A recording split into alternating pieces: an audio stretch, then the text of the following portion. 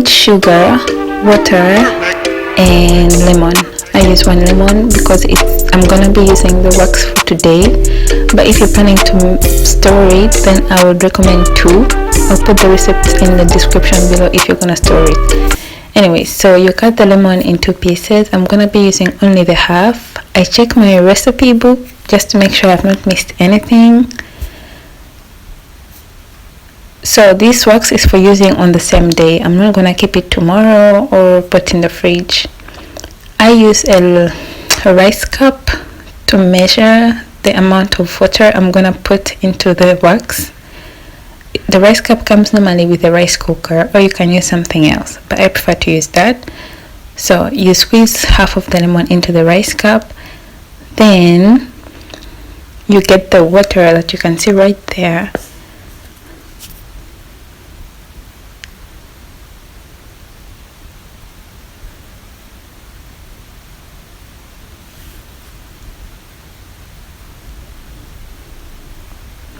And you pour it into the rice cup until it's full. Well, I spilled some water, so I'm gonna clean that up too. Then I'm gonna use the same glass to measure the sugar. So I'm gonna be using only 1 glass of sugar to the full. I put it in the pan, then I put the pan on the stove. It's not yet hot. Then I add in the mixture of the water and the lemon.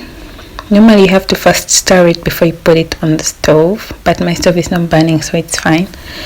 Then you put it on the stove and you start to, stir it for a little bit until it starts to boil. But you do have to check it and mix it from time to time.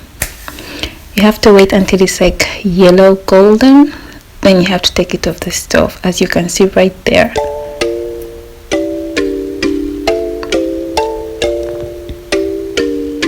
So it's ready. Then I'm taking it off the stove and I'm gonna leave it to rest for 1 hour, just to be sure. So the wax has been laying down for 45 minutes to 1 hour. 45 minutes is also fine. Grab a spoon, scoop it up, and then put it in your hands and try to stretch it, mix it up a little bit until it changes color. As you can see, that's what I'm trying to do right now. But don't use a plastic spoon because it will break. It's changing color, as you can see. Then after, if you see that the colors change to this, you can start to use it. What I recommend when you're going to use the wax, after you've waxed, to use a disinfectant on your skin. This is what I use. It's for cleaning wounds, but I use it there also. So I'm putting baby powder first on the skin before I wax. Then I'm putting the wax, I'm pushing it into the hairs and then pulling. The thing is, as you can see, the hair gets stuck in the wax. Then you miss working. If this thing gets stuck in it, means you're not pushing it into the hair. So what I was gonna say is that a tip is that the shorter the hair, the less painful it is. As you can see, I don't have much hair, but it's still quite painful because my hair is kind of coily. So what you do is wax when your hair is really short, when it's not yet really grown, because it's gonna hurt a little bit. But I prefer it than normal wax. So this is what I've been doing for the last 3 months, and I stopped going to the woman who does it for me because it was 25 euros per month, and this only just cost me like 3 euros. So yeah, that's it really. So you can see me continuing to wax, and the thing is, my skin is very loose and I'm only using 1 hand, so it makes it very difficult, but it's all worth it.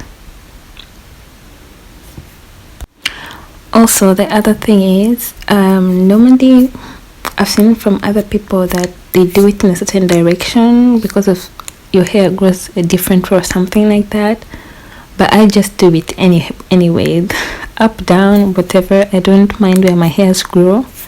I just take it off anywhere I want, which is easier for me, and I have not had any issues of hair growing back a certain way or so on.